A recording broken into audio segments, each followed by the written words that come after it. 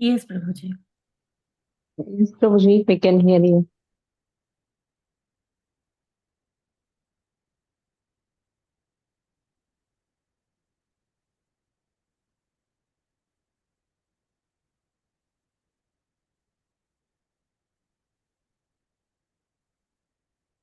Okay, so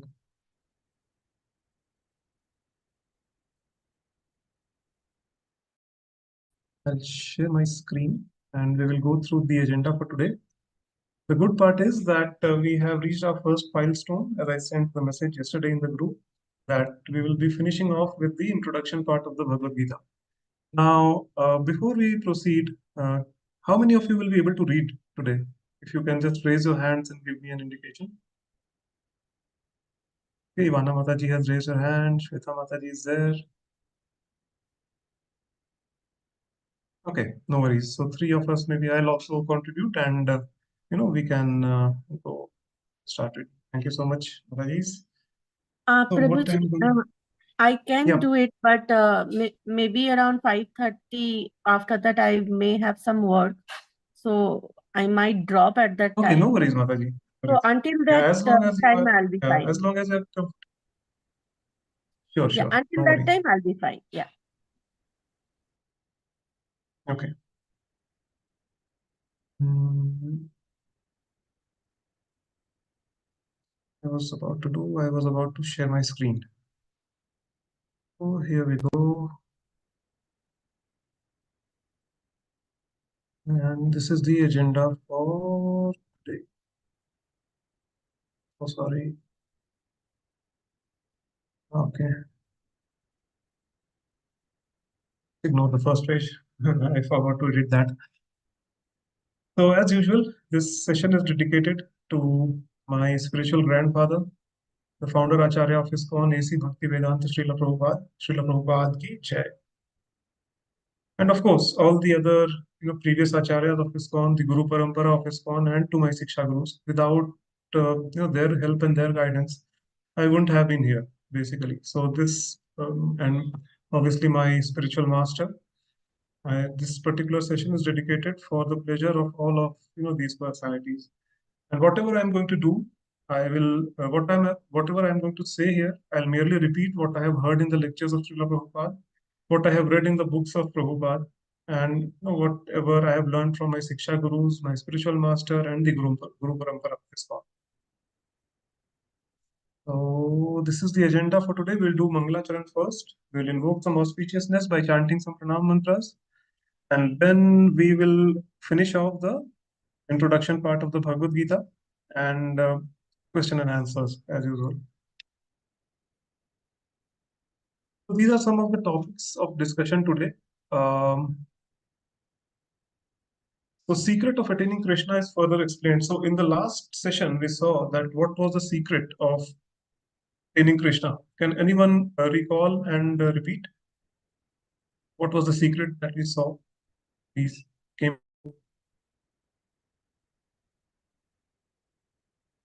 Hare Krishna, Prabhuji. I Yes. can add 2 points. One is bhakti, Yep. and second is serving the Vaishnavas. So what was the first one? Did you say, Mataji? Am I audible, Prabhuji? Your voice is breaking in between. So Okay, if you now can repeat the second one, I heard serving the Vaishnavas.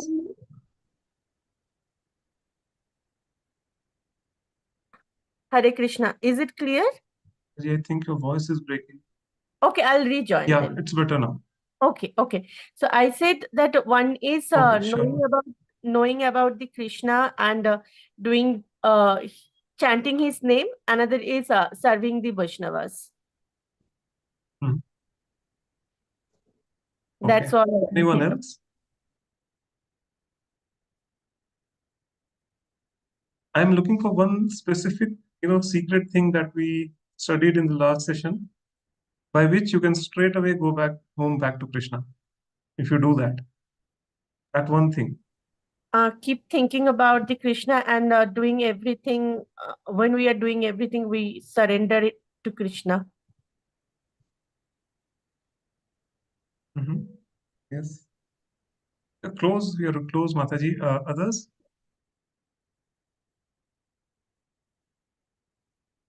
Okay. So the secret is, I'll repeat once again, it's about the secret is that we have to think about Krishna at the time of death. Okay. At the time of death, if we are able to think about Krishna's names, form, qualities, and pastimes, then immediately, like, we'll be transferred to the spiritual world without any further delay. Okay. So that is the secret. But then that is easier said than done, right? Because if we are too materially attached in this material world, okay, like my property, my house, my car, my kids, my spouse, my this, my that, then at the time of death also, like we'll be, we'll end up thinking about these things only and these people only. Okay, that मेरे जाने के बाद family का क्या होगा? And all these nonsensical questions will keep coming in our minds. Okay.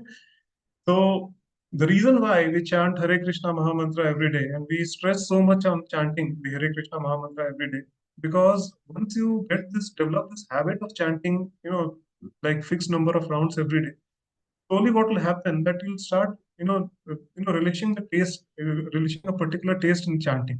Okay, you will start deriving a nectar in, chanting the names of Krishna. And then you will not stop there. That okay, I have to chant maybe four number of rounds, 6 rounds, 10 rounds, 8 rounds, whatever it is. You will not stop there. Slowly, what will happen that you will continuously start chanting this Maha Mantra in your mind, day in and day out. Okay, and that is the time when we can say, okay, we are somewhat ready. Like even if like at this moment death comes, then more often what to say, there's a quite likelihood that we will be thinking about Krishna at the time of death. And also, Krishna says in the Bhagavad Gita that he gives us the remembrance. If a devotee is continuously thinking about him and a devotee is continuously devoted, doing all kinds of devotional service unto him, then at the time of death, Krishna remembers him. Okay? If you remember Krishna as long as we're alive, Krishna will remember you at the time of death. Okay? So otherwise, it's like, for a materialist person who is too attached to all the material, you know, person, place, animal, things, whatever is there, for them, like death is like the pain at the time of death is like, 70,000 scorpions biting at the same time. And it's all because of the attachment that we have in this material world. For devotees, it's just like falling asleep. Okay, so this is the secret that you have to remember Krishna at the time of death, and immediately you will be transported back to home, back to Godhead.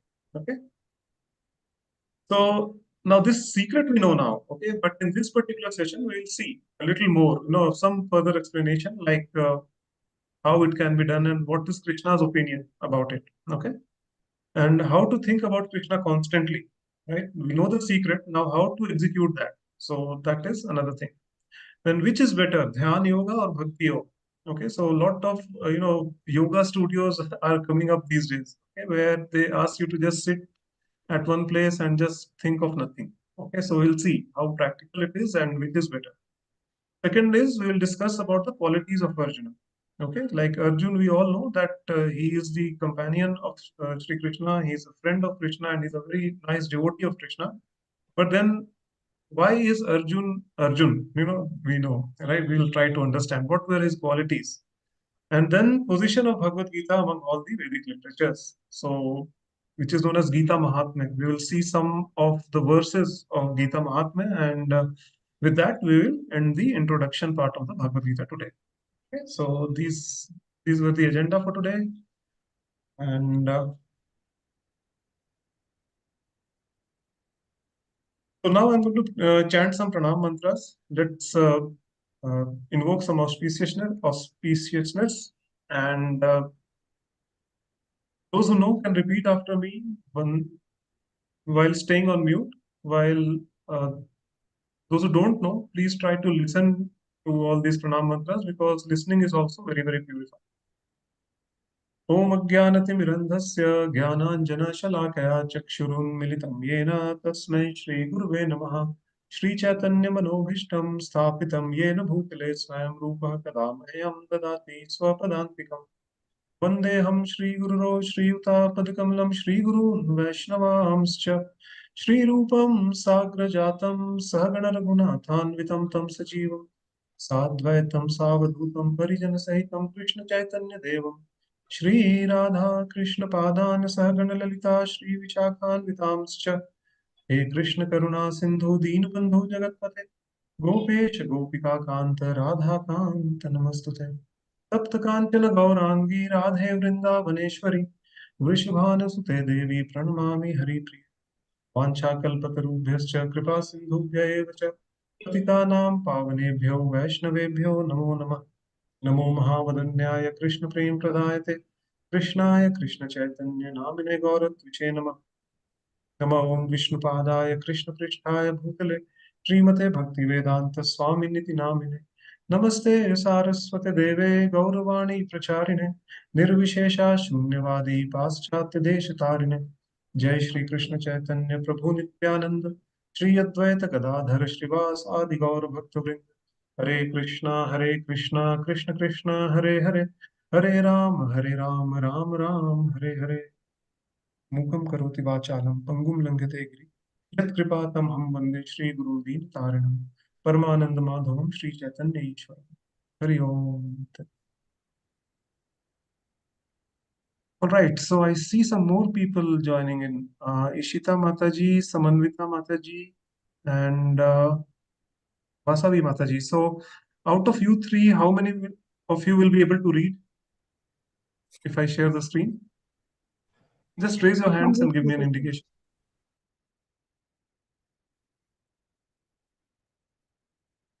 Okay, Ishita Mataji is raising a hand.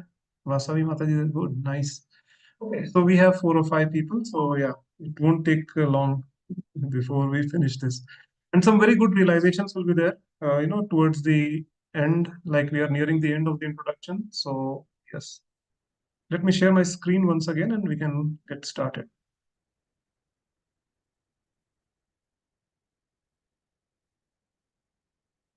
Okay, so we will go in the alphabetical order. Bhashwati Mataji, if you can start, if you want, like Sure, first 2 Prabhuji. paragraphs. Yeah, from here. Okay. Okay, I'll start. Hare Krishna. The process of quitting this body and getting another body in the material world is also organized. A man dies after it has been decided what form of body he will have in the next life. Higher authorities, not the living entity himself, make this decision. According to our activities in this life, we either rise or sink. This life is a preparation for the next life. If we can prepare, therefore, in this life to get promotion to the kingdom of God, then surely after quitting this material body, we will attain a spiritual body just like the Lord's. As explained before, there are different kinds of transcendentalists: the Brahmavadi, Paramatmavadi, and the devotee. And as mentioned, in the Brahma Jyotir, which is the spiritual sky, there are innumerable spiritual planets. The number of these planets is far, far greater than all of the planets of this material world. This material world has been approximated as only 1/4 of the creation. Ekamashena sthito Ekamsha, jagat. Ekamsh, yeah, Ekamshena Sthito Ekamshana Jagat. Ekamshena sthito jagat. In this material segment, there are millions and billions of universes with trillions of planets and suns, stars, and moons. But this whole material creation is only a fragment of the total creation. Most of the creation is in the spiritual sky. One who desires to merge into this existence of the Supreme Brahman is at once transferred to the Brahma Jyotir of the Supreme Lord and thus attains the spiritual sky. The devotee who wants to enjoy the association of the Lord enters into the Vaikuntha planets, which are innumerable, and the Supreme Lord, by his plenary expansion as Narayana with 4 hands and with different names like Pradyumna, Aniruddha, and Govinda, associates with him there. Therefore, at the end of life, the transcendentalists think either of the Brahma Jyotir, the Paramatma, or the, can you go up?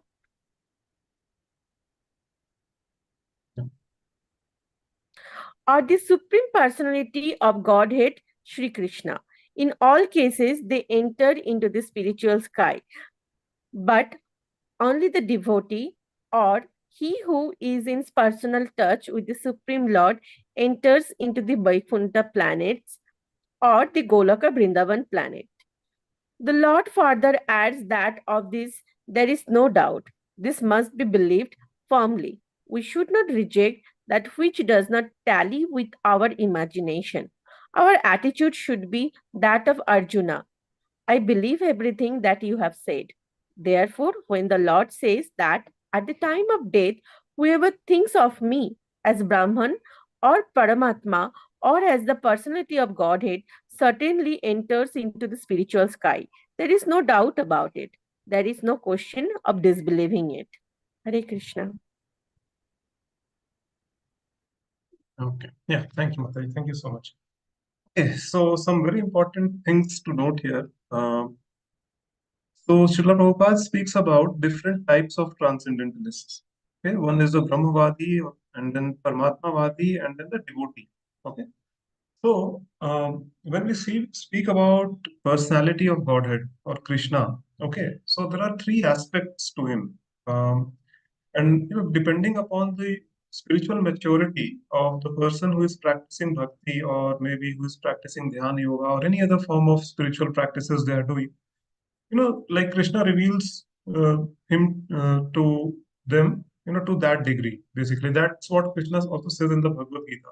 The degree to which one surrenders unto me, to that degree I reveal myself to them. Okay. So then there are three things you need to understand. First is the first aspect is the Brahma Jyoti aspect of Krishna. It is nothing but the effulgence of Krishna, the effulgence which is coming out of Krishna's body. Okay, and that effulgence is what actually enlightens the entire spiritual sky. We have seen in our previous sessions that during when I was giving a comparative account of this material world and the spiritual world, right?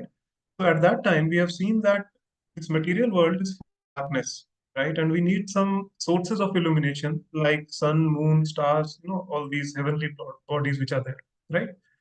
So, um, yes, in the material world, we need these things. But in spiritual sky, basically, it is eternally, it is perpetually illuminated. Why? Because Krishna is present there personally in a planet called as Goloka Vrindavan. And from his personal effulgence, the entire spiritual sky is illuminated. Okay, so Brahma Jyoti is one aspect of Krishna, which is the personal effulgence of Krishna. Okay, second is the Paramatma. Now, when Krishna expands himself, there are innumerable expansions of Krishna.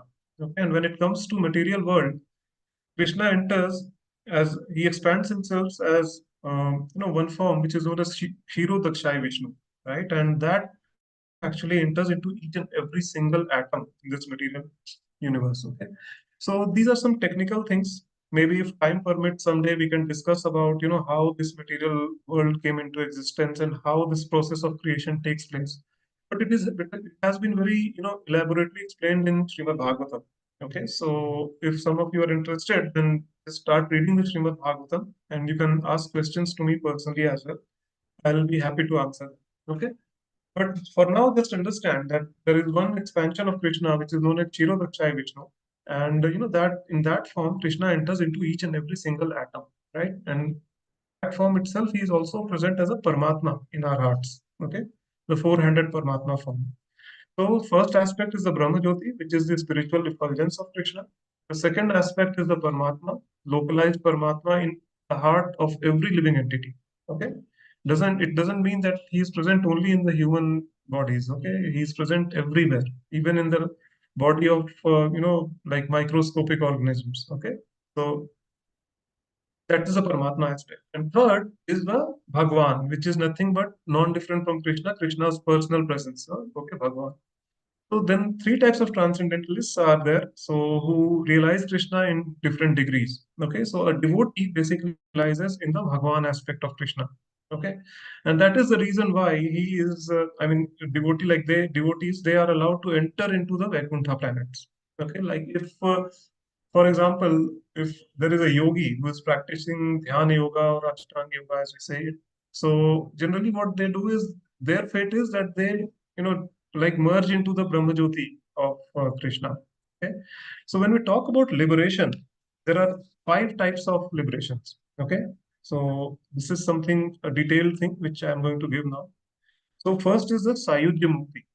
So Sayujya Mukti means merging into the effulgence of Krishna, which most of the impersonal people who worship the impersonal form of Krishna or the Dhyan yogis, they go and merge into the effulgence, personal effulgence of Krishna, and that is known as a Sayujya Mukti.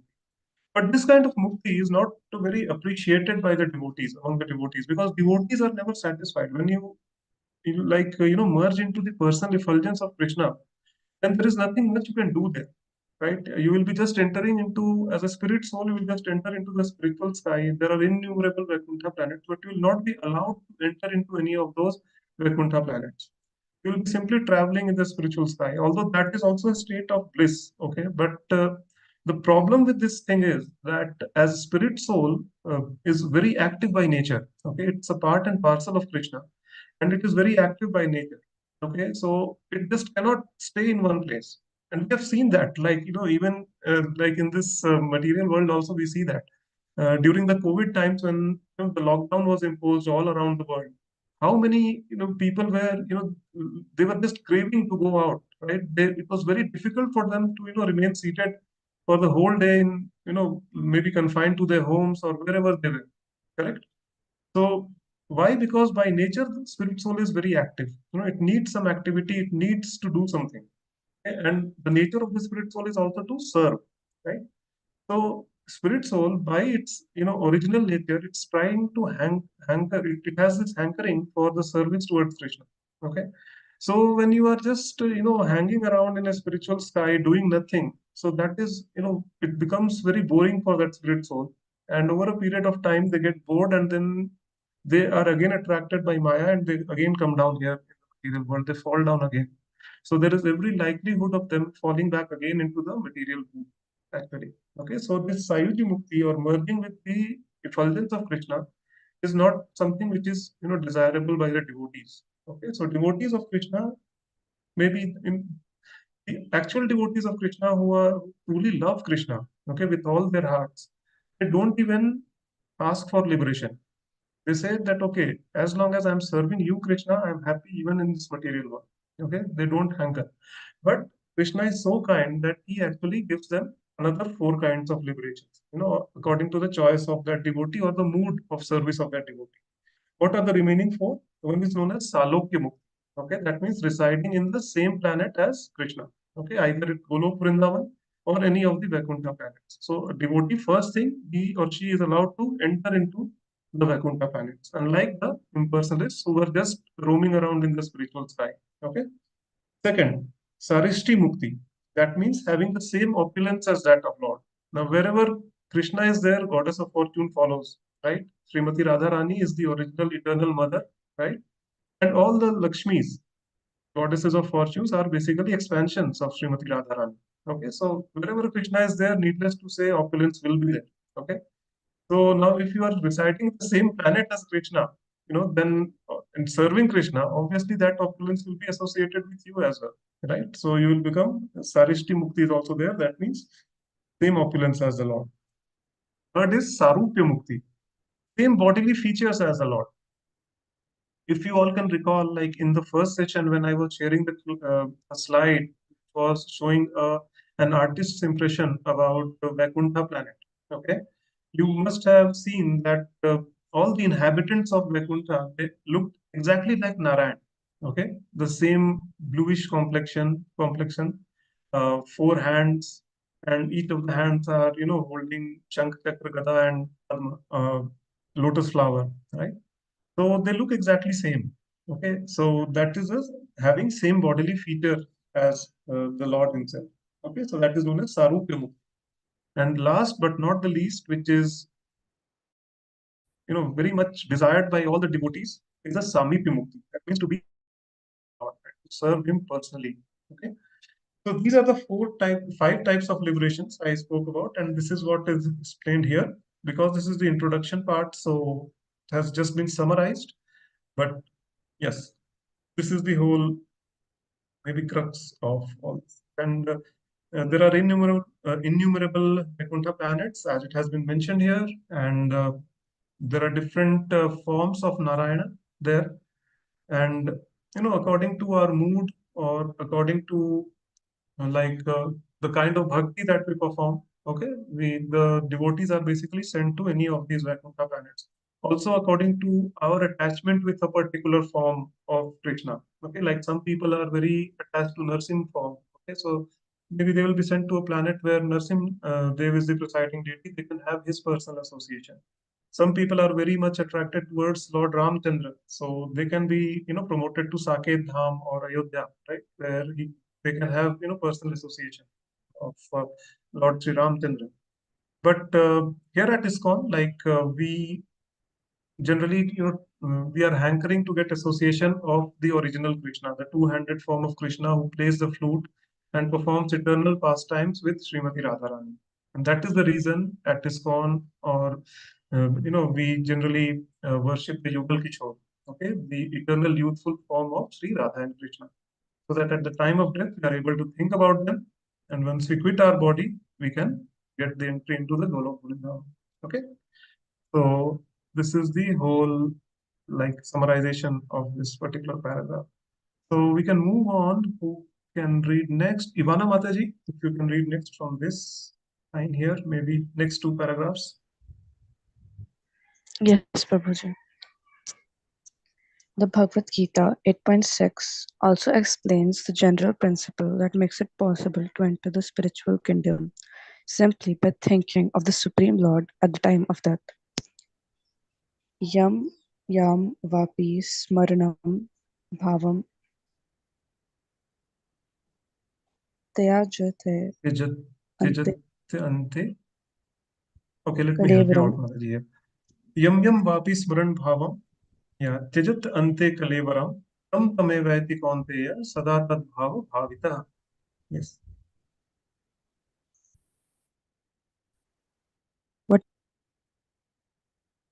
Whatever state of being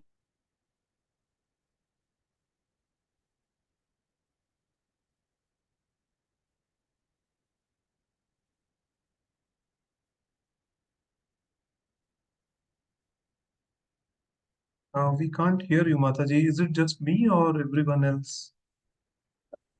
I too can't hear. not able to hear. Yeah, I think we lost her.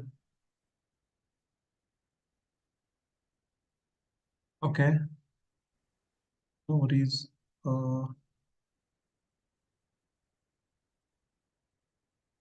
Okay, Ishita Mataji, can you start?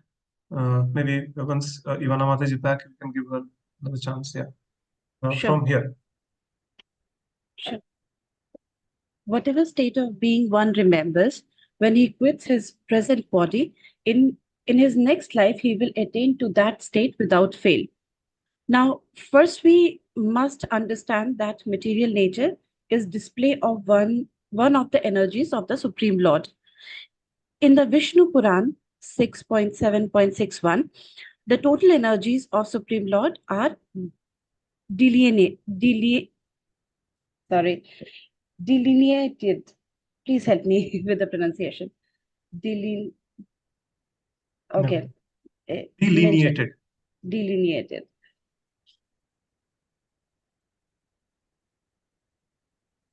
Shall I read it out, Mataji? The shloka? Yes, please. Yeah.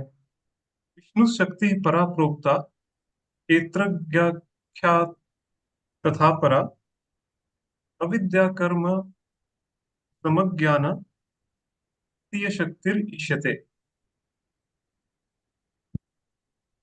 Thank you, Prabhuji. The Supreme Lord has diverse and innumerable energies which are beyond our conception. However, great learned sages or liberated souls have studied these energies and have analyzed them into three parts. All of the energies are Vishnu Shakti, that is to say, they are different potencies of Lord Vishnu. The first energy is paratranscendental. Para. Paratranscendental. living entities also belong to the superior energy and has already been explained.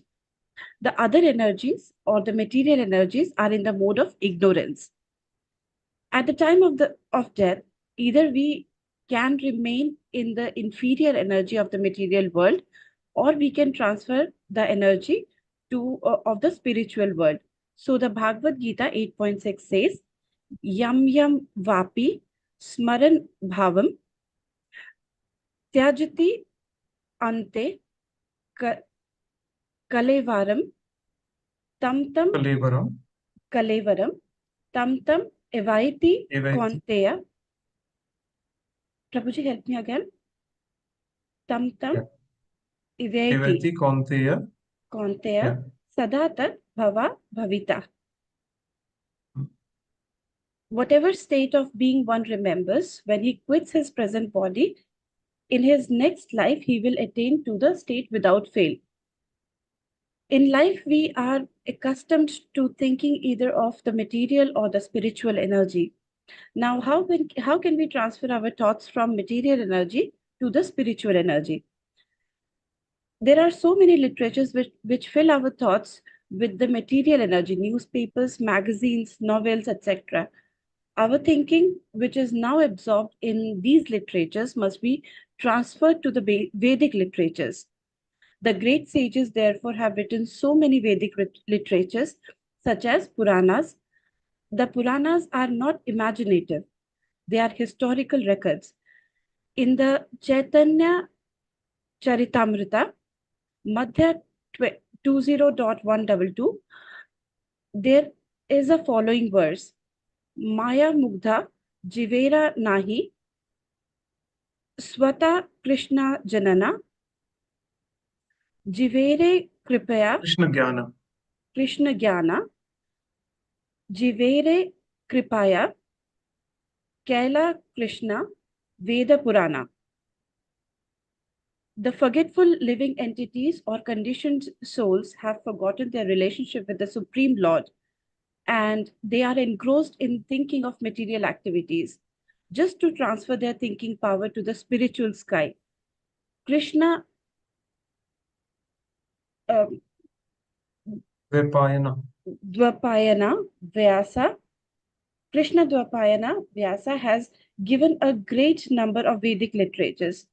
First, he divided the Vedas into 4 parts. Then he explained them in the Puranas. And for less capable people, he wrote Mahabharata.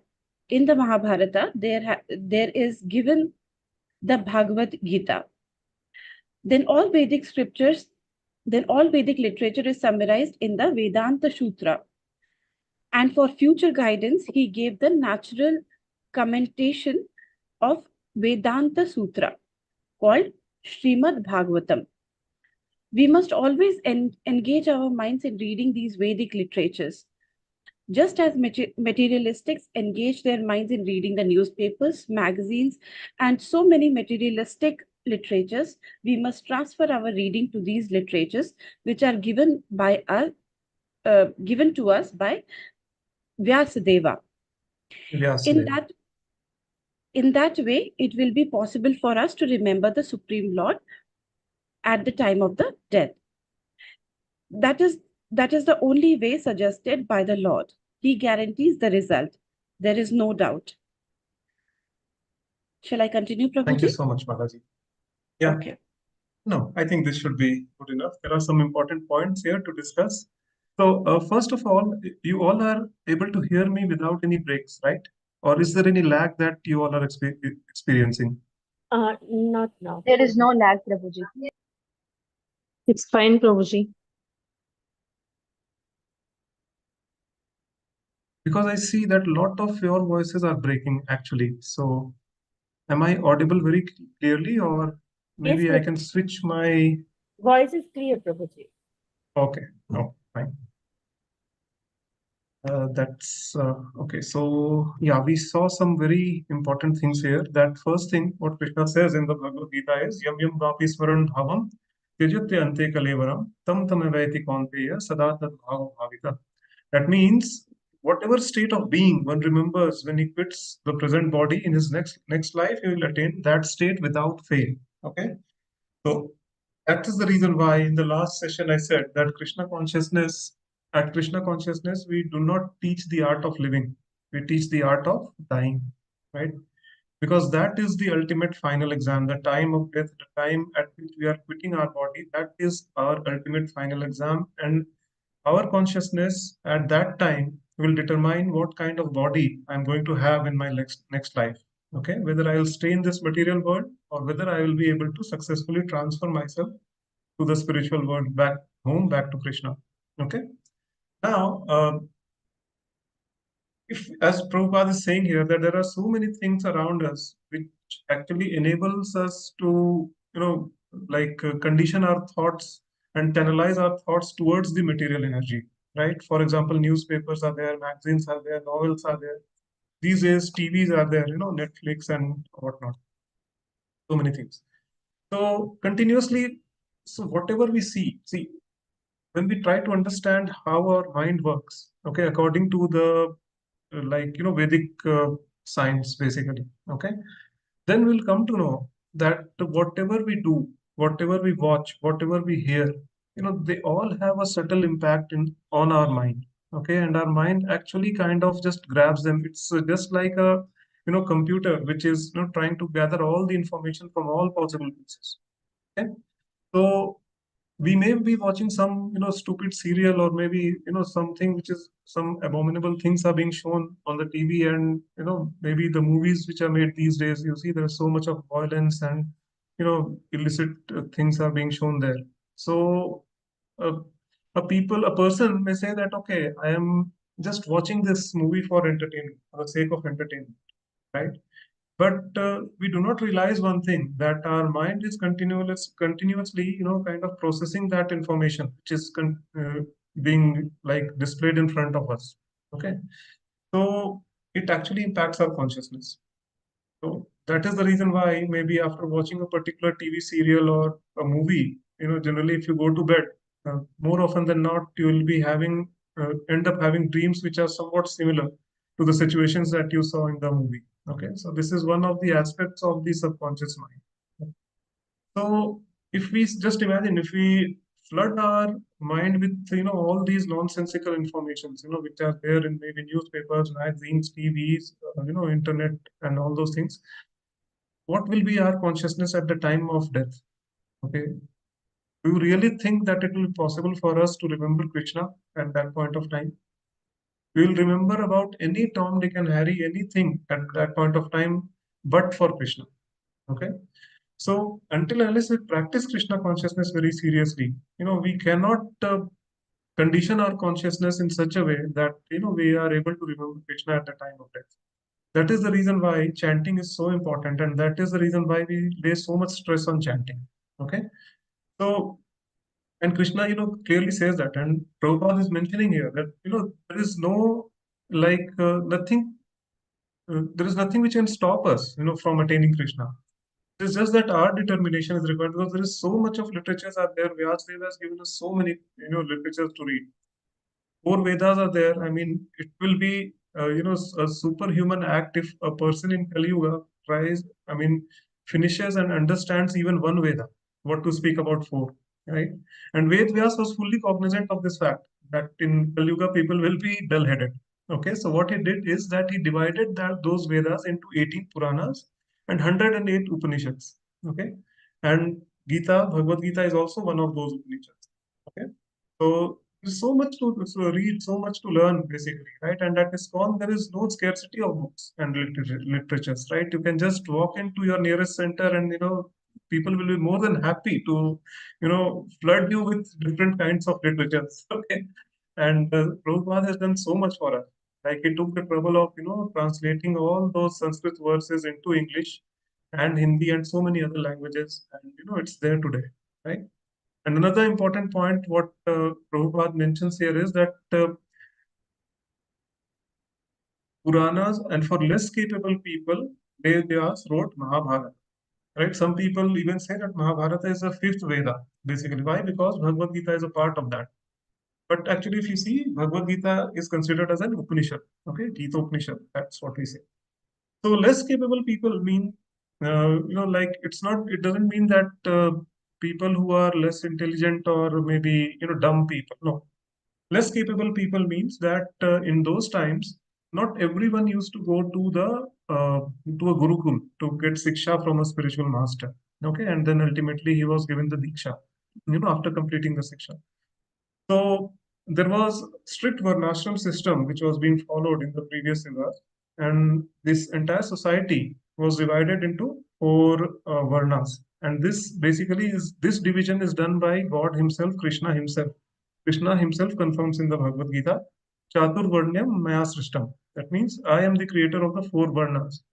Unfortunately, today in Kali Yuga, what happens is that this varnashram system is completely gone, and the caste system that you see today is basically a very, very distant and a distorted remnant of varnashram system. Okay, varnashram system. What happened that according to the capabilities of a person, they were divided into these four classes. Okay, like for example, if an individual, not by birth, okay, by the capabilities of an individual, an individual exhibited the capabilities of a Brahmana, right? Maybe that the interest in learning the Vedas, like non-violence, patience, tolerance, all these are the qualities of a Brahmana. If an individual was exhibiting these qualities, then like they were put into the Brahmana category.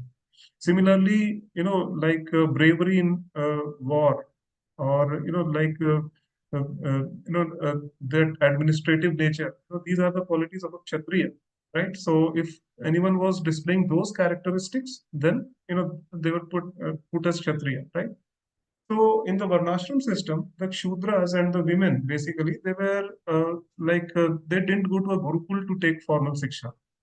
Women, like they, if at all they wanted to take Siksha, they were given, but there was maybe an Acharya used to come at home, and there they would impart the Siksha, but they generally didn't go to the Gurukul and had the complete like knowledge of Vedas and everything. Okay. So for them, Ved Vyas wrote Mahabharata so that they can also read the Bhagavad Gita, they can also get enlightened, with that. But here in Kali Yuga, like everyone is a Shudra. Okay, this Varnashram system has gone for a toss, and therefore it is said Kalo Shudra Sambhava. That means everyone is a Shudra in Kali Yuga. Okay, so but just by the mercy of Srila Prabhupada, and like in whatever he has given, the books that he has given, anyone and everyone can have easy access to his books, to all the Vedic literatures, and we can just enlighten ourselves with divine knowledge. Okay, especially that the knowledge of the Bhagavad Gita. Okay, so this is the sum and substance of this particular paragraph. I see Sridevi Mataji raising her hand. Mataji will take the questions towards the end, so please note it down, and definitely I'll take your question. Okay, thank you so much.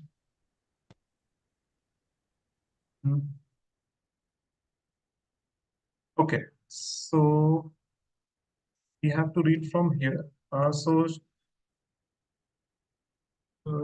Can we?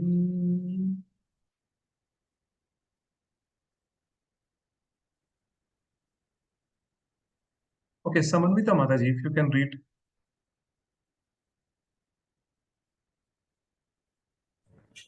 Hare Krishna Prabhuji, Dandavat Pranam. Hare Krishna Mataji. तस्मात् सर्वेषु कालेषु माम् अनुस्मर युध्य च मयि अर्पिता मनोबुद्धि माम् एवश्यसि असंशयम्. Therefore, Arjuna, you should always think of me in the form of Krishna and at the same time continue your prescribed duty of fighting. With your activities dedicated to me and your mind and intelligence fixed on me, you will attain me without doubt. He does not advise Arjuna simply to remember him and give up his occupation. No, the Lord never suggests anything impractical. In this material world, in order to maintain the body, one has to work. Human society is divided according to work into four divisions of social order: Brahmana, Kshatriya, Vaishya, and Shudra. The Brahmana class or intelligent class is working in one way, the Kshatriya or administrative class is working in another way, and the mercantile class and the laborers are all tending to their specific duties. In the human society, whether one is a laborer, merchant, administrator, or farmer, or even if one belongs to the highest class and is a literary man, a scientist, or a theologian, he has to work in order to maintain his existence. The Lord therefore tells Arjuna that he need not give up his occupation, but while he is engaged in his occupation, he should remember Krishna. Mam Anushmara. If he doesn't practice remembering Krishna while he is struggling for existence, then it will not be possible for him to remember Krishna at the time of death. Lord Chaitanya also advises this. He says, Kirtaniya Sadahari. One should practice chanting the names of the Lord always. The names of the Lord and the Lord are non-different. So Lord Krishna's instructions to Arjuna to remember me and Lord Chaitanya's injunction to always chant the names of Lord Krishna are the same instruction. There is no difference because Krishna and Krishna's names are non-different. In the absolute status, there is no difference between reference and referent. Therefore, we have to practice remembering the Lord always, 24 hours a day, by chanting his names and molding our lives' activities in such a way that we can remember him always. Oh, That's all. that's nice, Mataji. Thank you so much. So some very important points to note here, right?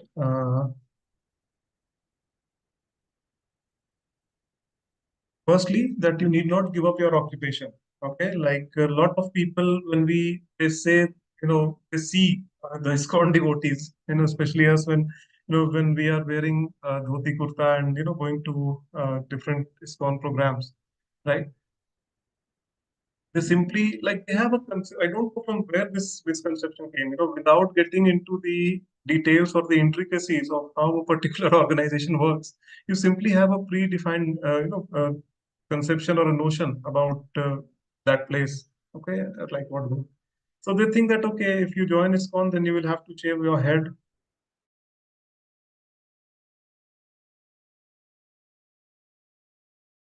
To give up your family and everything. Okay, but that is not the case. There are grihasthas also in at ISKCON who are actually, like carrying out their day-to-day activities. Like we are going to office. We also have kids who are going to schools. Okay, and we are living a normal life, so-called normal life, in terms of the society today, right? We haven't gave up anything. We haven't given up anything. Okay, so this is something to understand basically that you don't have to give up your occupation. Arjun was a warrior, right? He was a person belonging to the royal class. He was an administrator, a kshatriya, right? What happened after hearing the Bhagavad Gita? Did he go to the forest and did he renounce everything and go to the forest and started meditating? No, he remained a kshatriya even after hearing the Bhagavad Gita, right? So this is something which we have to understand. Okay, we do not have to give up our occupational duties. Just that while working, we have to train our minds in such a way that we are continuously thinking for Krishna. Okay, like for example, if I am writing code at office, like I do not continuously write code, right? Especially HRs are after us. There is a department known as Human Resources Department, HRs, right? They keep on telling us that okay, you have to sit straight, and after every 1 hour you take a 10 minutes break. That will prevent you from the burnout, basically, right? So fine, for during that 10 minutes break, you can think of Krishna, right? You just to look here and then. Anyways, in Kali Yuga, the attention span of any individual is not more than that of 10 minutes, right? What to speak of 1 hour, right? So after every 10 minutes, you just chant Hare Krishna. Okay, that is how you do that. Okay, so no need to give up your prescribed duties or your occupational duties which are there. You just what you have to do is to surrender, like give that the results of those activities to Krishna. Okay, just say that okay, whatever I have done, it's offered to you, Krishna. Like that. Do not expect anything from anyone after that. So this is what Krishna says. Another very important thing is that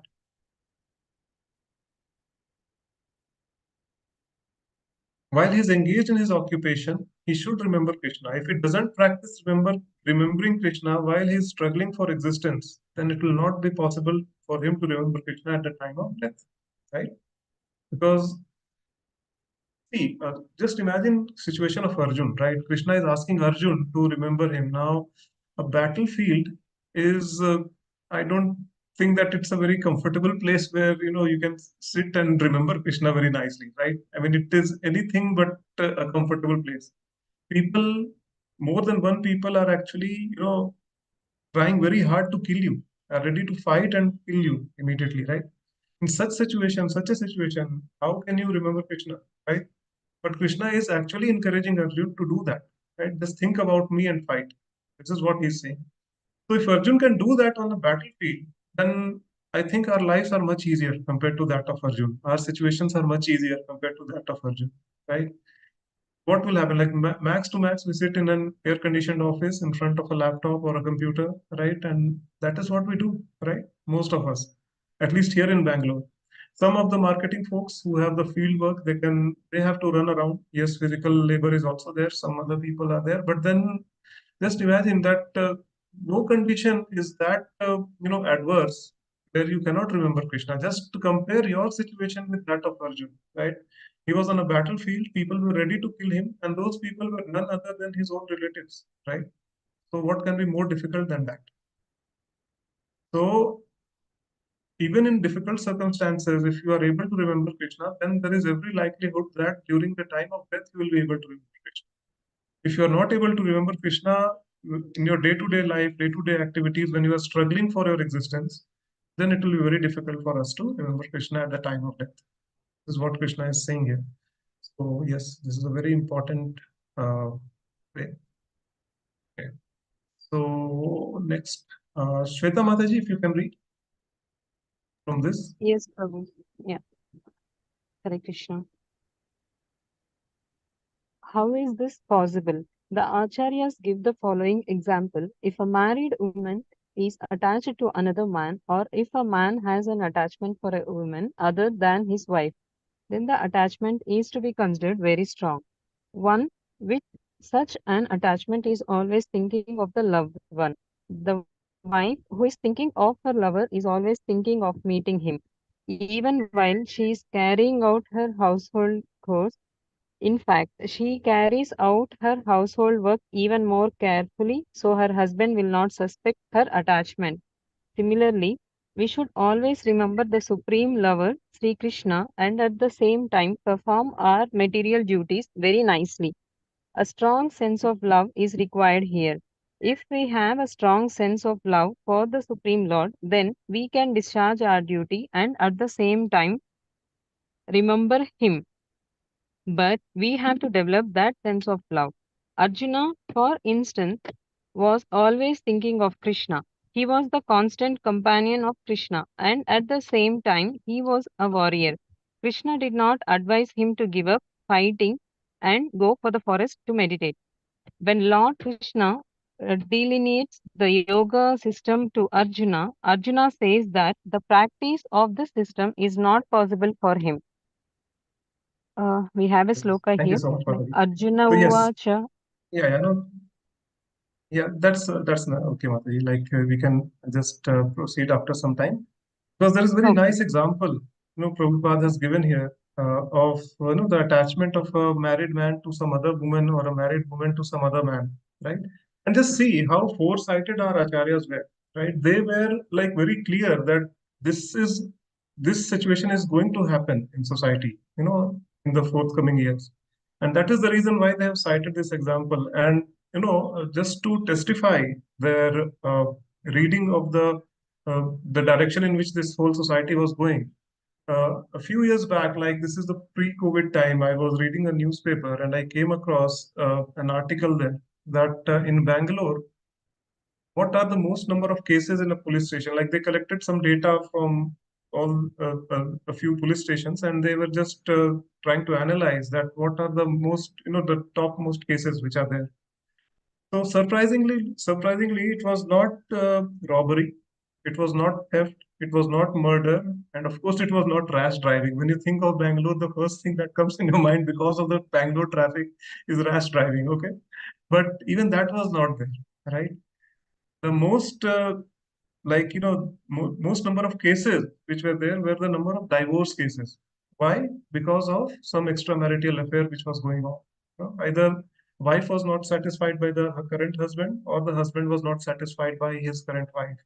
Okay? So this is the situation today. And just see, our acharyas were so foresighted that they have given this nice example, and that when someone is in that kind of a relationship, obviously they are just thinking about the other person. Okay, so what Prabhupada is mentioning here, that instead of doing such an abominable act, why not just transfer your consciousness to Krishna? If you really want to think about someone, why not think about Krishna with the same attachment and same love? Okay. Once we start doing that, then we will not only purify ourselves, but we'll purify all the other people who are, associated with us. In Srimad Bhagavatam, when Narsimhadev killed Hiranyakashipu, and then he was very angry. So, and none of the Devis and Devtas, had the courage or had the what to say the audacity to come in front of him just to pacify him, right? So Lord Brahma asks Prahlad Maharaj to just go and pacify Narsimhadev. He said that, okay, since you are his pure devotee, and I'm pretty sure that he will listen to you, so please go ahead and just ask him to calm down, because if he remains angry like this, he's going to put an end to the entire creation in no time, right? So Prahlad Maharaj goes to Narsimhadev and offers very nice prayers, right? And ultimately, Narsimhadev is pacified and he wants to give a benediction to Prahlad Maharaj. He says that ask what you want to ask. Okay. So Prahlad Maharaj says that I don't want anything because I only want to serve you with my whole heart and soul. But I sometimes really feel that since my father was, such a, what to say, a sinful person, right? So sometimes I'm little, concerned about his future, that what's going to happen. Like, if is he going to go to hell, or what's, and obviously the followers of my fathers are also very sinful people, and they are also some of them are also my family members, right? So I'm a little concerned about them, that what will happen to them. So Narsimhadev assures him that you don't worry. Even if there is a single pure devotee in a family, 21 generations of that particular family are liberated. Okay, I give them the liberation, or at least a very high destination. Okay, even if they are very sinful. Just if, even they render one small service unto you, they will be considered, a candidate for liberation. So just imagine, he's such a kind, personality, Krishna. That is why we say, Hey Krishna Karuna Sindhu, Deen Bandhu Jagatpate, Gopesha Gopika Kanta, Radha Kanta Namaste. Right? So instead of thinking about any mundane activity, person, place, animal, or thing, like, why not, just transfer our consciousness to Krishna, and that will help us to attain him at the time of death. Right? This is what this particular paragraph says, and a beautiful example is cited, which is very foresighted example, given by Srila Prabhupada. This is actually happening today in our society. Okay, Shweta Mataji, you can continue this part also. Yes, Prabhu.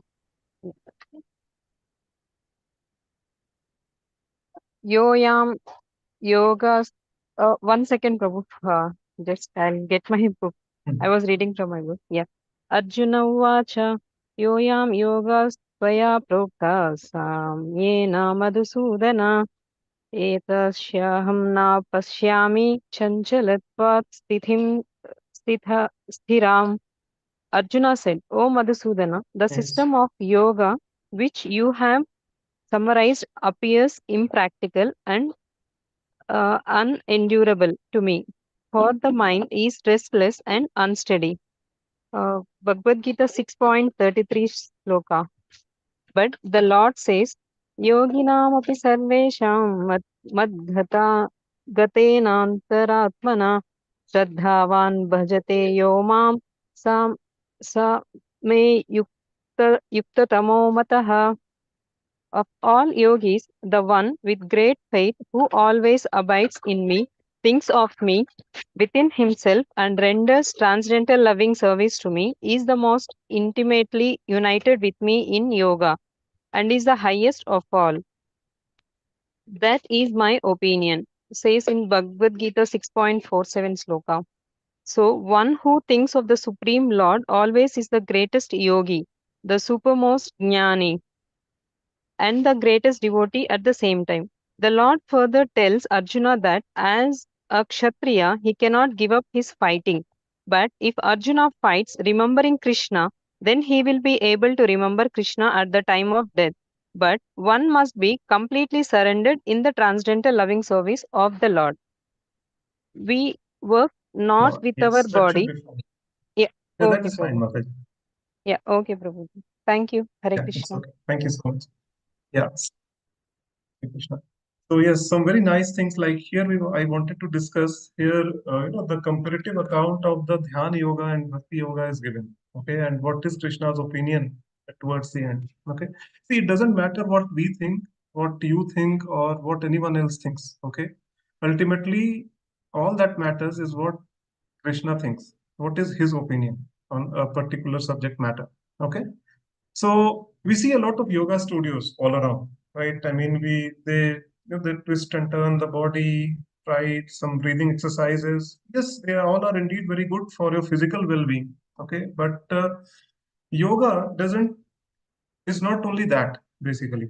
Okay, so in Bhagavad Gita, it is said that when a person gives up all the attachment towards the activities that he or she is performing, okay, and is situated in that frame of mind consistently for a longer period of time, okay, then that is known as yoga or samadhi, okay. And this yoga, basically, that you see, that people exercising and like twisting and turning their bodies, basically, this is just one aspect of yoga, right?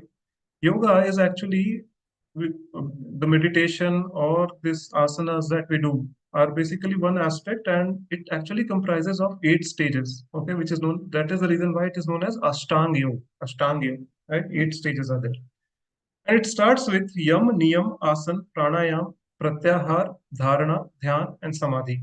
Okay, these are the 8 stages. So yam and niyam are basically do's and don'ts. Okay, and the right way to practice this Ashtanga yoga is that for at least 10 or 12 years, the person should go to a secluded place, maybe a forest if possible. Okay, get a small piece of land or somewhere, somewhere in the forest, he should build a kutia or something like that. The sanctified place, basically. That place should be, purified with maybe washed nicely with water and, like remove all the dirts and garbage is removed from there. And, that place is basically sanctified place. Some dhoop and agarbattis and all those things are offered there so that it becomes pure, and there he should sit on an asana. This is what Krishna is saying about Ashtanga Yoga in the Bhagavad Gita. There he should prepare an asana which is neither too high nor too low. On that asana, he should put a deer skin. Okay. On top of the deer skin, he should put a piece of cloth, and then he should sit comfortably with the spine straight and try to look at the tip of the nose. Okay, with half closed eyes. And in that state, he should remember Krishna or Vishnu. That is the thing that we have to do. Now, for 10 and 12 years, first you have to go to this place, and then you have to, and mind you, you have to practice absolute celibacy, during this time. No thoughts of any material thing, material person, opposite gender is absolutely forbidden. Okay. So, in this age of Kali Yuga, who is capable of doing this? When a person like Arjun is saying that this yoga which you have summarized appears impractical and undurable for me. Now, those of you who don't know the qualities of Arjun, let me just summarize who Arjun was exactly. Okay. Now, Arjun was a personality who defeated Indra in a battle. Okay. And Indra was so pleased that he invited him personally to heavenly planet, and just to give him some celestial weapons. Okay. The Divyastras, basically, right? And how to use them. He equaled Lord Shiva in a battle. Lord Shiva was so happy that he gave him the Pashupatastra, which is the most deadliest weapon in the entire creation. It can bring an end to this entire creation in no time. Okay, it is even more deadlier than Brahmastra. Right. So he gave him. He was the possessor of that, Arjun. And when Arjun went to the Swargloka to learn those, how to use those celestial weapons which were given to him by Indra, there was a beautiful Apsara known as Urvashi. Like she approached him and she wanted to physically unite with Arjun. Okay, and she gave that proposal. She made that proposal. She made that offer to him. But just imagine the kind of control Arjun had on his mind and on his senses. He simply said that I look at you as my mother. I can't even think of having a relationship with you. I'm already a married man. Now, mind you, this celestial damsels or apsaras, they are not like ordinary women that you see. Like even the most beautiful woman, like cannot even be compared to the beauty of an apsara. Even if you take the most beautiful characteristics of all the women on the Earth planetary system, this is just Earth is one planet. There are several other planets in the Earth planetary system, right? You take all the beautiful women and all the most beautiful aspects, you combine them together, it is said that that beauty will not even match the toenail of an apsara. So you can just imagine what kind of beauty the apsara possesses, basically any apsara possesses, right? To that apsara, Arjun is saying that I look at you as my mother. I can't even think of having a relationship with you because I'm already a married man. That is the kind of control he had on his mind and on his senses. Now, if that kind of a personality is saying that the yoga system that you have summarized here appears impractical and undurable, does anyone of you sitting here think that Arjun did not have enough capability to control his mind? Anyone? I don't think so, right? So now, if that kind of personality is saying that this yoga system is impractical and undurable for me, just imagine where do we people who are the, what to say, who exist in this fallen age of Kali Yuga with so many, what to say, kalmash in our hearts, right? Where do we stand? Our attention span is not less than that of, is not more than that of 10 minutes, correct? So how can we even think of performing this yoga or meditation or any other practices? Okay. So we are simply wasting our time. And this whole teaching that is given in these yoga studios, that you, how do you meditate? You just sit in an asana, maybe Padmasana or Sukhasana, right? And just think of nothing. How can anyone think of nothing? So this whole concept itself is flawed. Okay, like no one in this age of Kali Yuga is qualified to perform Ashtanga Yoga. Even if they do, they maybe one or two stages they can go, and then after 2 or 3 stages, you start getting some siddhis. Okay, there are 8 types of siddhis. You can become lighter than a feather. You can become heavier than the most heaviest metal. You can create your own planet. These kind of siddhis are there. So some people, they just get carried away by that. There are actually, sadhus and all, some babas are there who have attained those siddhis. Some not 8, but at least 1 or 2, right? And what they start doing, they start demonstrating their capabilities to general public, and people are just being crazy after them. They are just flocking his ashram, I mean, like anything. So uh, this Ashtanga yoga is basically what Krishna is also then is saying here, that it's very, very impractical in this age of Kali Yuga. And clearly he says in the shloka, Yoginam api sarvesham madgate natratmana Shraddhavan bhajte yomam same yukta tamamata. All yogis, one with faith, great faith, who always abides in me, thinks of me within himself, renders transcendental loving service to me. All these are what? Qualities of a devotee, right? So he's saying Bhakti Yoga is better and it's easier, basically. See, Srila Prabhupada used to say that this Bhakti Yoga and Dhyan Yoga, they are just, like for example, in a multi-story building, a skyscraper building, there are staircases and there is an elevator, right? Choice is yours, what you have to take. Yes, if you want to go by the stairs, if you want to take the stairs, you are free to do so, right? It, you will go, I mean, if you want to go to the 20th floor, yes, you can climb up to the 20th floor, but that will be time taking as well as very tedious, right? It will take a toll on your body, right? But elevator can just, like skyrocket you on 20th floor in no time, correct? And the amount of effort is also less. You just need to step into the elevator. That's all, right? So this Bhakti Yoga is just like that elevator, whereas the Dhyana Yoga or the Ashtanga Yoga, which I said about, it's basically taking the staircases. And there are a lot of distractions on each and every floor, mind you, right? When the siddhis start coming, even the best of the yogis, they get carried away by that. Okay, so better just surrender yourself to Krishna. Let Krishna take care of you, and Krishna does take care of his devotees. Okay, yoga kshemam vahamyam. That's what Krishna's promise is there in Bhagavad Gita. Okay? So we'll continue. Maybe today we will extend the session by 5-10 minutes or maybe 15 minutes because it's already 6:15. But I just want to finish off with the introduction today, so we can just quickly, read out. Who wants to go next? Vasavi Mataji, would you like to read?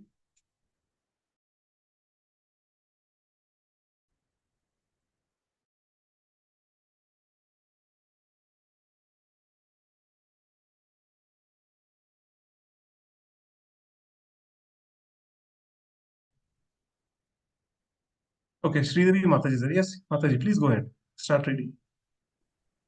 Hare Krishna Prabhu.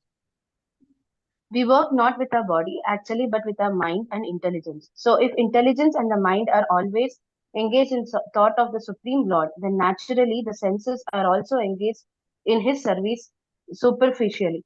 At least the activities of the senses remain the same, but the consciousness is changed. The Bhagavad Gita teaches one how to observe the mind and intelligence in thought of the Lord. Such absorption will enable one to transfer himself to the kingdom of the Lord. If the mind is engaged in Krishna service, then the senses are automatically engaged in his service.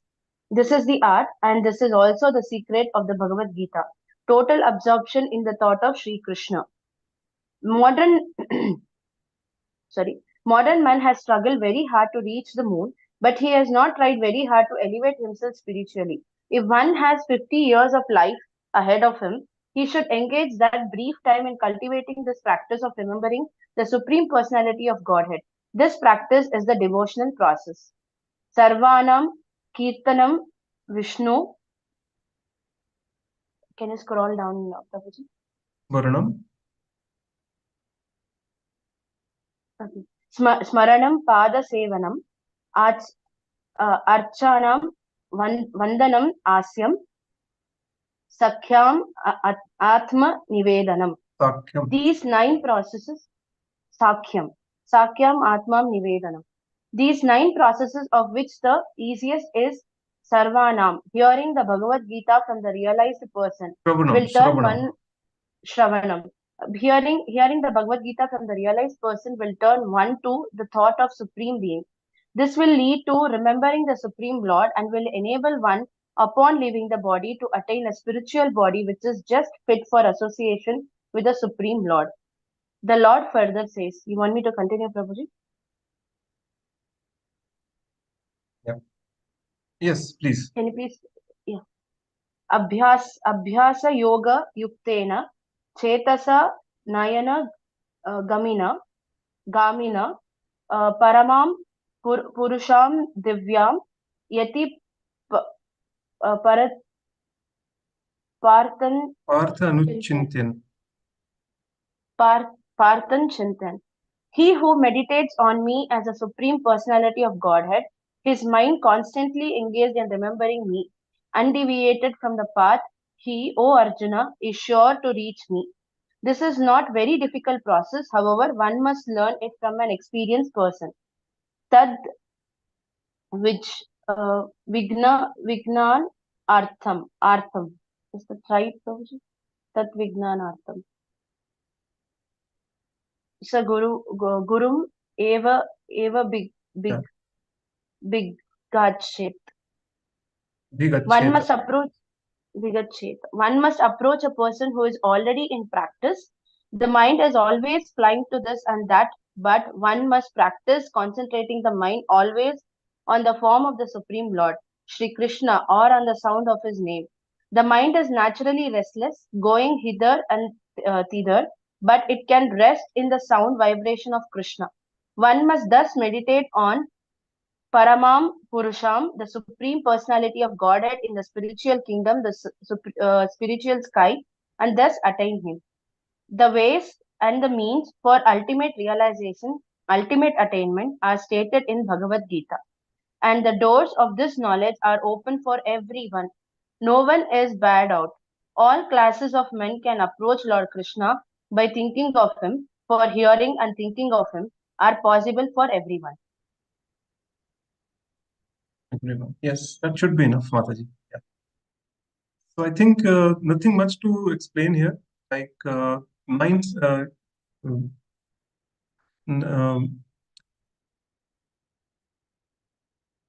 9 processes of bhakti are given. Okay, the angas of bhakti basically: Shravanam, Kirtanam, Vishnu, Smaranam, Padasevanam, Archanam, Vandanam, Dasyam, Sakhyam, Atma Nivedanam. This was given by none other than Prahlad Maharaj.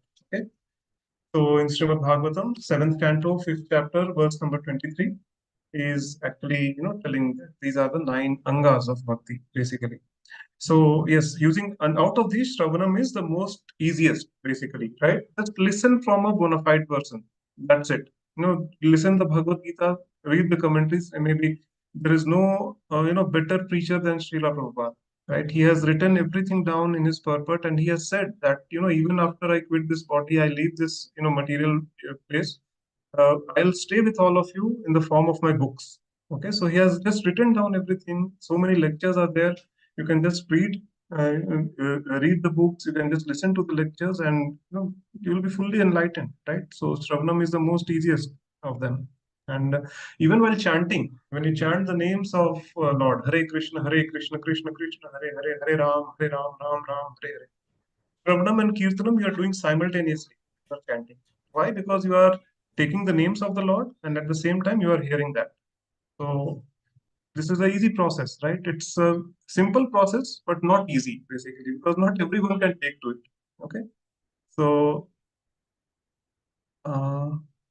in this way, we'll be able to always, focus on the form of the Lord. Yes. Shravanam is what we are doing right now, Prabhuji, every Saturday. Yes, that is also Shravanam. Yeah, that is also Shravanam. Yeah. And okay. What I'll do is maybe I can read and try to just finish off. The Lord further says in the Bhagavad Gita, chapter 9, 32nd and 33rd verse, Mamhi Partha Vyapasritya Yepi Sorry? Shall I read? Yeah, you can read, Mataji, Yeah. please. Hare Krishna. The Lord further says in Bhagavad Gita, chapter 9.3233, Mam hi partha vyapashritya yepi shu papayo naha स्त्रियो वैश्यास्तथा शूद्राश् तेपि यान्ति परां गतिम् किं पुनर्ब्राह्मणा पुण्या भक्तराजर्षयस्तथा अनित्यम् अशुखं लोकम् इमं प्राप्य भजस्व माम्. Thus the Lord says that even a merchant, a fallen woman or a laborer, or even human beings in the lowest status of life can attain the supreme. One does not need highly developed intelligence. The point is that anyone who accepts the principle of Bhakti Yoga and accepts the Supreme Lord as the summum bonum of life, as the highest target, the ultimate goal, can approach the Lord in the spiritual sky. If one adopts the principles enunciated in Bhagavad Gita, he can make his life perfect and make a permanent solution to all the problems of life. This is the sum and substance of the entire Bhagavad Gita. In conclusion, Bhagavad Gita is a transcendental literature which one should read very carefully. Gita Shastram idam punyam yaha pathet prayatah pumad. If one properly follows the instructions of Bhagavad Gita, one can be freed from all the miseries and anxieties of life. Bhaya Shokadi Varjita. One will be freed from all fears in this life, and one's next life will be spiritual. This is also stated in Gita Mahatmya chapter 1. There is also a further advantage. Gita Dhyayana Silasya Pranayama Parasya cha Naiva Shantihi Papani Purva Janma Kritani cha. If one reads Bhagavad Gita very nice, sincerely, and with all seriousness, then by the grace of the Lord, the reactions of his past misdeeds will not act upon him. Gita Mahatmya chapter 2. The Lord says very loudly in the last portion of Bhagavad Gita in chapter 18, verse number 66, Sarva Dharman Paritajya Mam Ekam Sharanam Vraja Aham Tvam Sarva Papebhyo Moksha Ishyami Ma Suchaha. Abandon all varieties of religion and just surrender unto me. I shall deliver you from all sinful reactions. Do not fear. Thus the Lord takes all responsibility for one who surrenders unto him, and he indemnifies such a person against all reactions of sins. Shall I continue, Prabhu? Yeah, Mother, you can just finish it off. I think there is not much left now. Okay. Mala nirmochanam pumsham jala snanam dine dine shakrat gitamrita snanam samshara mala nashanam. One may cleanse himself daily by taking a bath in water, but if one takes a bath even once in the sacred Ganges water of Bhagavad Gita, for him the dirt of material life is altogether vanquished. Gita su Gita kartavya kim anhe shastra vishtarai या स्वयं पद्मनाभस्य मुखपद्मान् विनिश्रता. Because Bhagavad Gita is spoken by the Supreme Personality of Godhead. Just Just a second, Mataji. I think I messed it up. No problem, no problem. I think Yeah, here, yeah. Because Bhagavad Gita is spoken by the Supreme Personality of Godhead, one need not read any other Vedic literature. One need only attentively and regularly hear and read Bhagavad Gita. In the present age, people are so absorbed in mundane activities that it is not possible for them to read all the Vedic literatures. But this is not necessary. This one book, Bhagavad Gita, will suffice because it is the essence of all Vedic literatures, and especially because it is spoken by the Supreme Personality of Godhead Himself. As it is said, Bharatamrita Sarvasham Sharvaswam Vishnu Vaktrad Vinishratam Gita Gangodakam Pitva Punar Janmana Vidyate. One who drinks the water of the Ganges attains salvation. So, what to speak of one who drinks the nectar of Bhagavad Gita? Bhagavad Gita is the essential nectar of the Mahabharata, and it is spoken by Lord Krishna himself, the original Vishnu.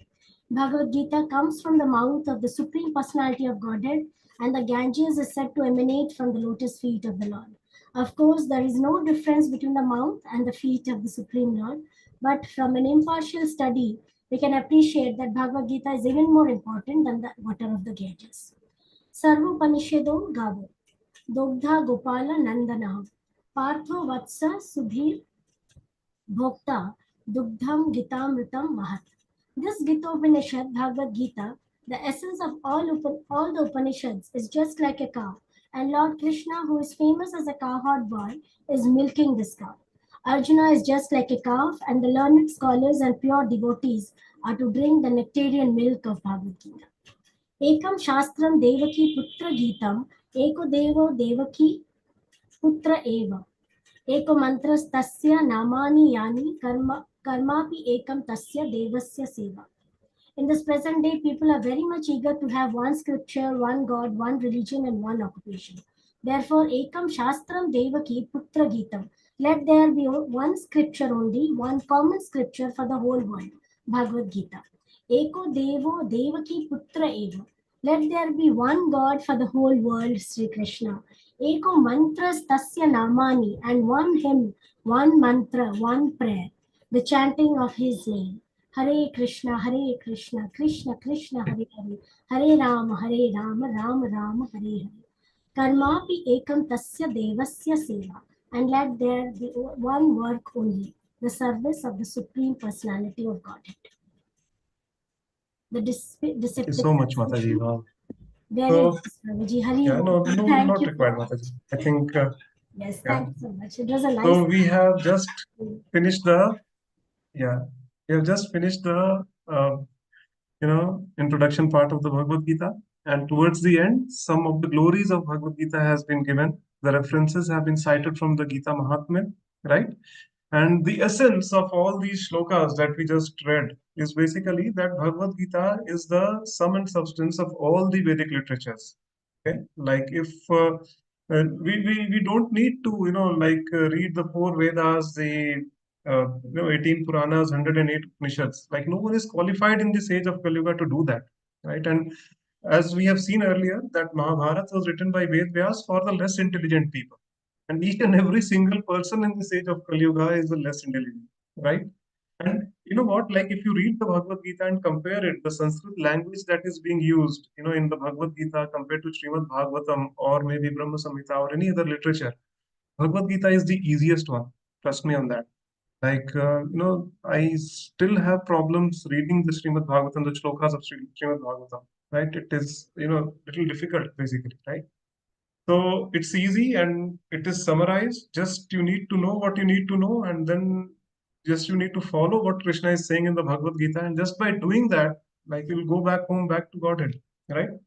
So,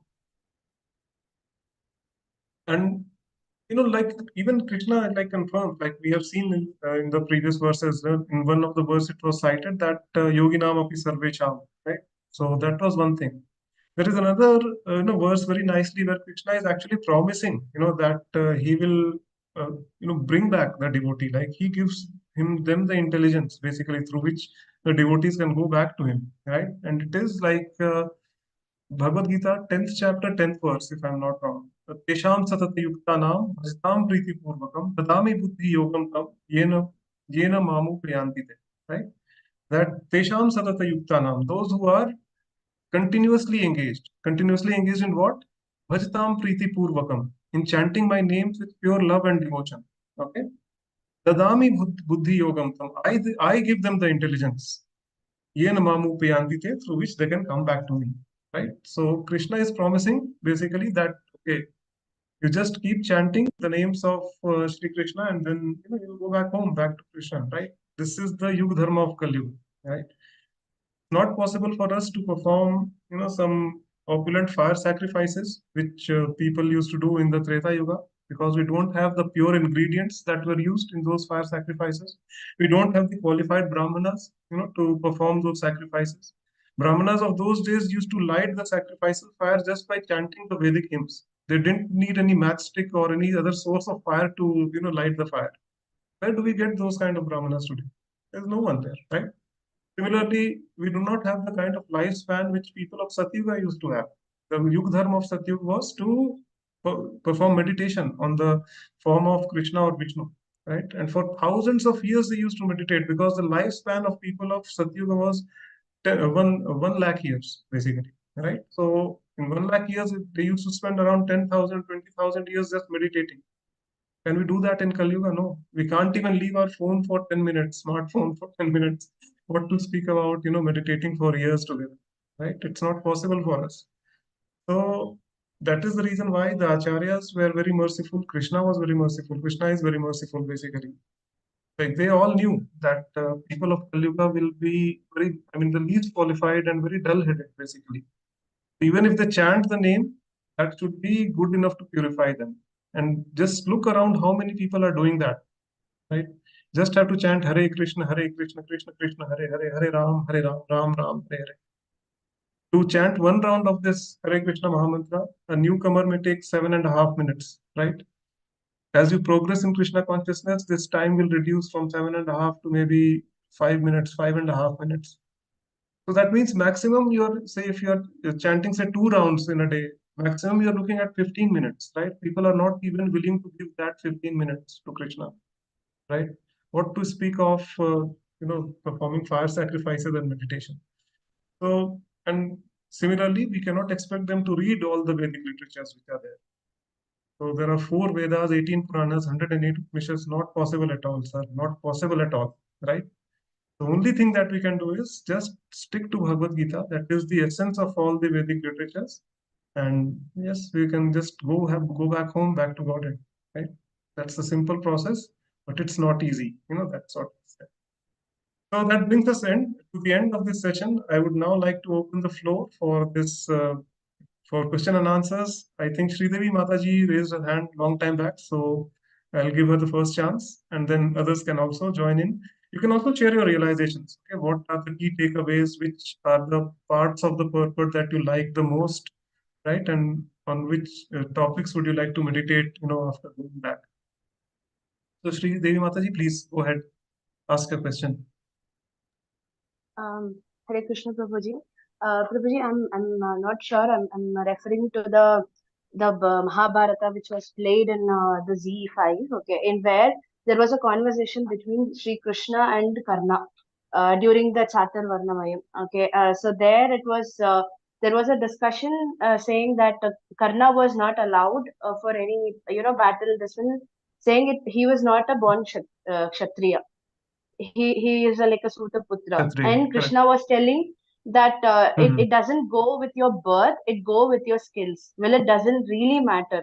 But Exactly. I feel this Varnan was there even while Krishna was existing on the earth. How do we take that exactly. as Prabhuji? No, I meant to say the casteism, not the Varnas. No. So casteism is not like that, Mataji. So the difference between the caste system and Varnashram Dharma is that caste system is purely based on the birth of a particular thing. Okay. So at that time, so the reason why, he was not allowed to participate in some military warfare or anything, or in any administrative work, that because he was a son of a charioteer. right? And charioteer were basically Shudras. So yes, you are right in a way that his birth was, coming in that. But then in towards the Dwapar Yuga, the things started becoming a little contaminated. Okay, that is the point where this caste system started creeping in. And that is the reason why Krishna then and there actually objected, right? Because Krishna himself says in the Bhagavad Gita, Chatur Varnyam Maya Srishtam, that I have created these four divisions of the society so that society can, function properly, right? Each and every section of the society, the Brahmanas, they stick to their business, the Kshatriyas, they stick to their business, Vaishyas, they stick to their business, and similarly the Shudras stick to their business. There will be no discord at all in the society. But the problem is that initially, like everything went well. Like when the students went to the Gurukul, to take the formal siksha and diksha from the spiritual master, the spiritual master actually kept a close eye on each and every disciple of his, right? And then based on the qualities a particular disciple possessed, he used to segregate them, in the different varnas, basically, right? That was how it happened. But slowly, like in the Dwapar Yuga itself, the thing started becoming contaminated because Karna first approached Dronacharya to, like teach him archery and, all the other military warfare art, basically. But Dronacharya rejected him based on his birth, right? Similarly, we know all everything like what happened in Mahabharata. But the Varnashram system is clearly like, Krishna has clearly mentioned in the Bhagavad Gita, Chatur Varnyam Maya Srishtam Guna Karma Vibhagacha. That means based on guna and karma of an individual, this division has been made. It has nothing to do with the birth, right? Like if I'm born in a Brahmana family, but if I'm consuming alcohol, if I'm consuming non-vegetarian food, if I'm very violent by nature, right? Then what? Like, am I qualified to be called a Brahmana if I have no interest in the Vedic literature? No, right?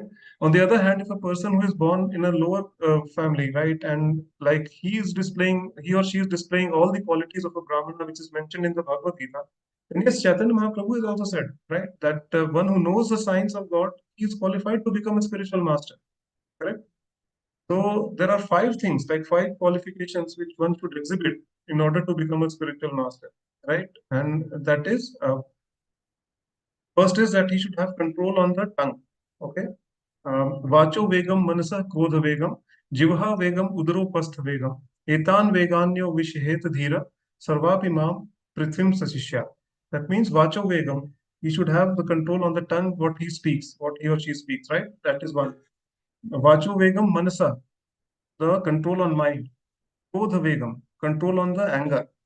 Vacho vegam, manasa krodha vegam, jivha vegam. That means control on the tongue, that the person should not be eating anything and everything, right? Only sattvic food which has been offered to Krishna and accepting that as Krishna Prasad, right? That is jivha vegam, udaropastha vegam, the urges of the genitals, okay? Now, if five things this person has controlled, then no matter whether he is born in a Brahmin family or he's born in a Shudra family, that doesn't matter. That person is qualified to become a spiritual master and preach the message of Krishna consciousness or preach the message of science of Krishna all over the world. Okay. So yes, you are right in one way that yes, we started to see that a tinge of what to say casteism in Dwapar Yuga itself, and in Kali Yuga it has completely like deteriorated very further, and like there is no varnashram existing.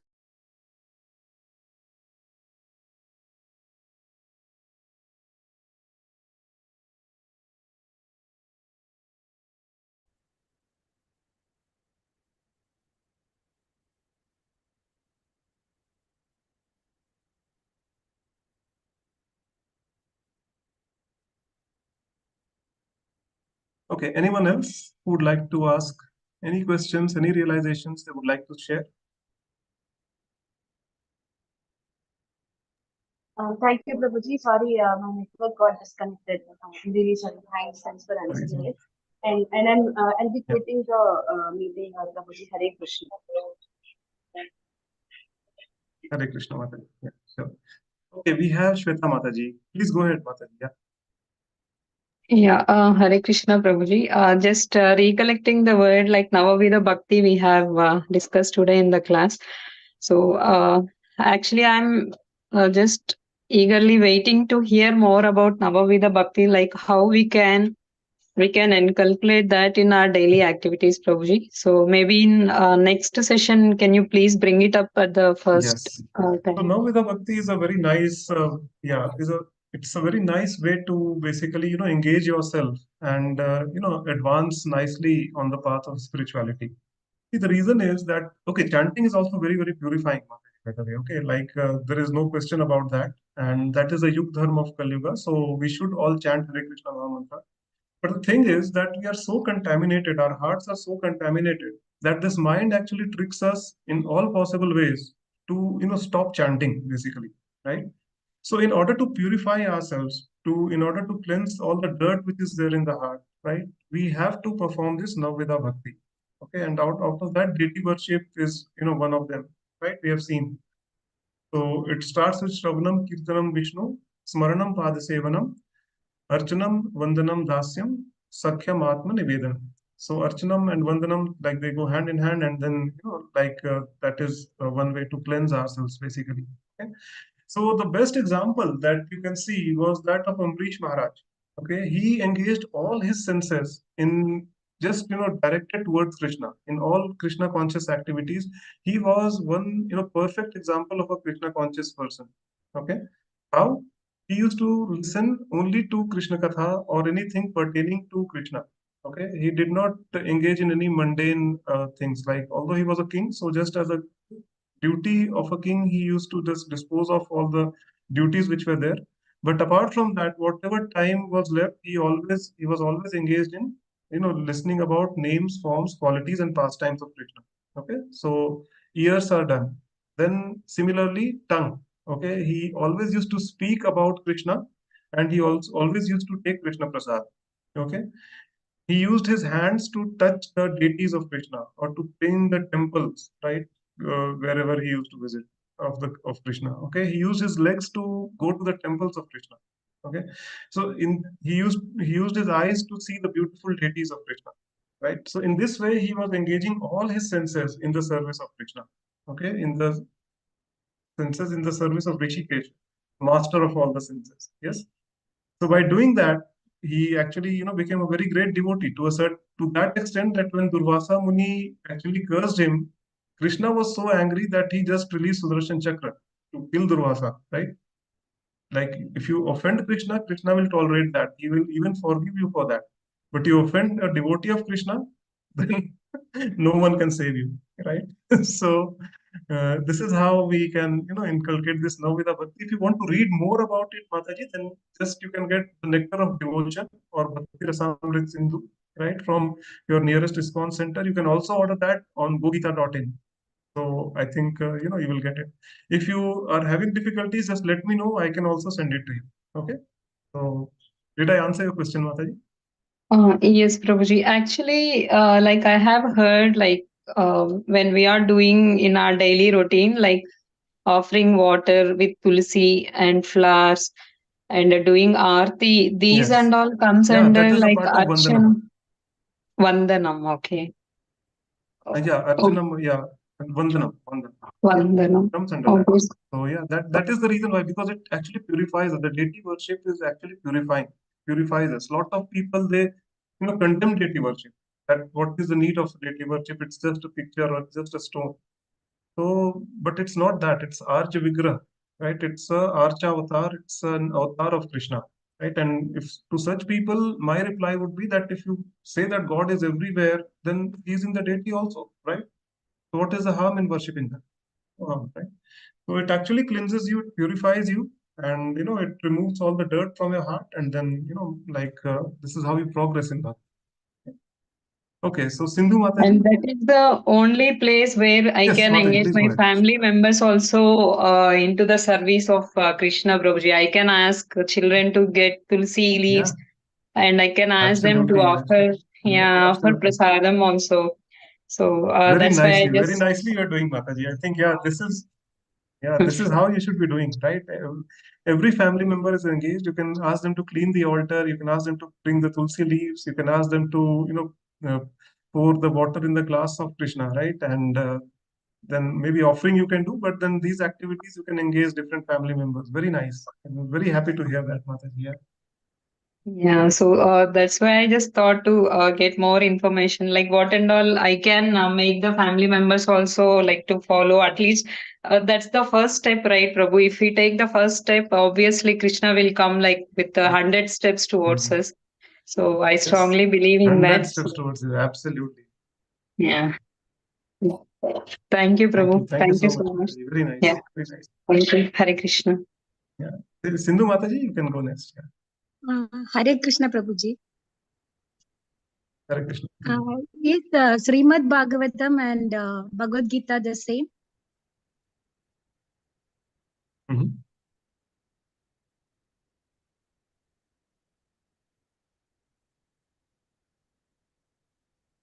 Hello?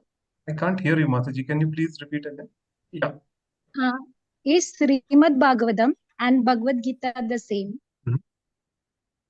No, Srimad Bhagavatam and Bhagavad Gita are not the same, Mataji. Bhagavad Gita actually speaks about greatness of Krishna, and Srimad Bhagavatam speaks about the sweetness of Krishna. Okay, the other pastimes of Krishna. So it so happened that we all know that Bhagavad Gita is a part of Mahabharata, basically, right? Just before Kurukshetra war, Arjun was bewildered after seeing his own relatives in the battlefield who were, they're basically opponents. And he became very, very anxious and nervous. Basically, he didn't want to fight. And he wanted to just leave the battlefield and go to some forest and, live a life of an ascetic right over there. But Krishna actually then, gives the knowledge, the eternal knowledge of the Bhagavad Gita, and, he's enlightened again. So this is all a quick summarization of the background of Bhagavad Gita. Srimad Bhagavatam, basically how it came into existence, how it came into existence is during when Vyasadeva was writing the four Vedas, right? He wrote the four Vedas. He compiled the Puranas. He compiled the Upanishads, but still he was not satisfied, right? He was feeling that okay, something is missing. Like what is there? Like there is something more which I have to offer, but he was not able to figure out that what was that missing link actually. Okay. So he approached his spiritual master, none other than Sri Narad Muni. Okay. And Narad Muni actually told him that, see, whatever you have written in the Ved, Puran, and Shastras, they are all just Vedic knowledge that you have given. But where have you glorified the Lord? Where have you given the sweetness of the Lord? Right? You have not written it anywhere. So you do one thing, you compile a commentary on the Vedanta Sutra and you just tell about all the nice pastimes, sweet pastimes, and so that just by reading Srimad Bhagavatam, people should fall in love with Krishna. Okay, like that. So then Vyasadeva realized, okay, I need to do something, and then he actually compiled Srimad Bhagavatam, where he gives the different pastimes of Krishna, his different incarnations, all the major incarnations. And so one who reads these, this Srimad Bhagavatam, they will, especially the 10th canto, but I would not recommend to straight away jump to the 10th canto. Start with the first canto, and then you'll slowly fall in love with Krishna. Definitely. So this is the difference. Did I answer your question, Mataji? Thank you. Yes, sir. Yes, Prabhuji. Thank you so much, Mataji. Ishita Mataji, please go ahead. Thank you, Prabhuji. Prabhuji, I actually had two questions. The first one being, am I audible? Yeah, you are. Please go ahead. Okay. The first one is, in the verses that we read today, we were mostly talking about focusing on the time of the death, so that while we leave our body, material body, we should be thinking about Krishna. Absolutely. But why are we worried about that anyway? Because once we die, I mean, once we leave this body, materialistic body, we are the spirit soul. The spirit soul will not remember what this body have gone through, the happinesses, the miseries. Then why are we bothered about anything? I mean, we can take all that we read as like a user manual. So if we buy some appliances, it comes with a user manual. You read it and follow it. But why is there a requirement to think? Yes, of course, the if we are requirement to, following whatever. Yes, so this requirement to think is because for every spirit soul, who takes up this material body, there are a certain do's and don'ts which have been set aside for them. Okay, and that set of do's and don'ts is like summarized very nicely in the Bhagavad Gita. Okay, because the reason is that we do not decide, as Srila Prabhupada says, that as spirit souls, we don't decide what is the next body that we are going to get.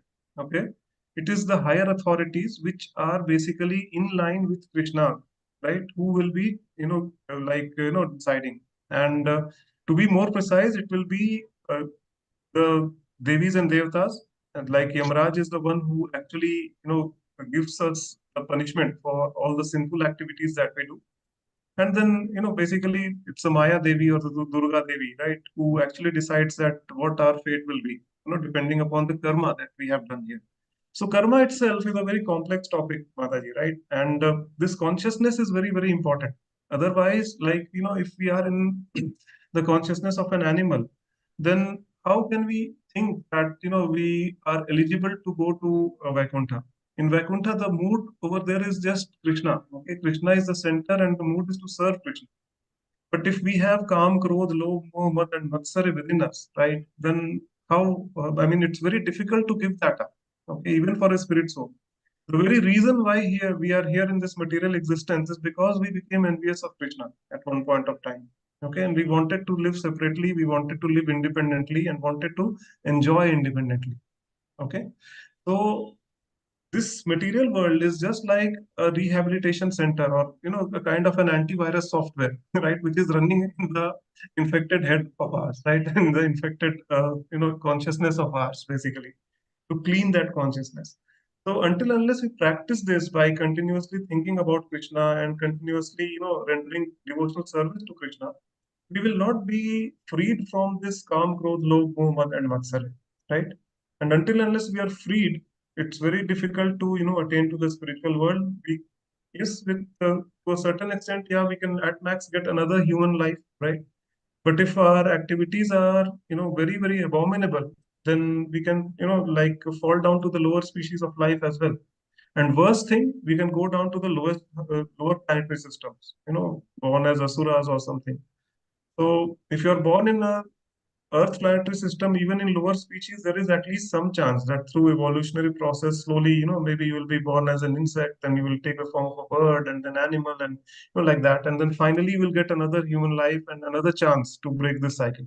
But if you are down there in the hellish planetary system, then only Krishna, by Krishna's mercy, some devotee like Prahlad Maharaj appears once in several thousands and or millions of years, and then he actually pulls people up from there, basically. So that is the reason why we have to think and we have to purify our consciousness, and that can be done only by chanting and thinking about Krishna at the time of death. You're right that being spirit souls, we are part and parcels of Krishna. We are qualitatively same as Krishna, but the reason is that somehow we have forgotten that relationship. And to reestablish that relationship and to just remove all the dirt which has crept into our consciousness, it is important to think about. Otherwise, it will be eternally trapped here, basically, right? That is the reason why we have to do that. Did I answer your question, Mataji? Very well explained, Prabhuji. Thank you. Yeah, if there is any doubt, just please ask. Okay? Do not keep any doubt in your minds, because that will cause hindrance in your spiritual progress, actually. Okay. Anyone else? Sindhu Mataji, I see you unmuted. You also want to ask any questions? No, Prabhuji. Okay. All right. So I think it's almost 6:50. So we are pretty much over time, but the good part is that we have finished the introduction part of the Bhagavad Gita. Next week onwards, we will officially start the first chapter of the Bhagavad Gita. And important thing to note, I would repeat it in the next session also, that we will not read the entire purport, okay, of of each and every shloka, because if we are doing that, then we will be finishing Bhagavad Gita maybe, I don't know, 3 years, 4 years. What will be that? So we will be reading the shloka, its translation, and some important concepts I will be explaining with the help of the slides. So that will be the format. And of course, if there are any questions, I'll be more than happy to answer. Okay. So with that, I would like to end the session for Kripa Sindhubhya eva cha patitanam pavanebhyo vaishnavebhyo namo namah. Thank you so much for attending, and please stay tuned. We are actually embarking a very exciting journey. So join us again next week. Thank you so much. Hare Krishna. Hare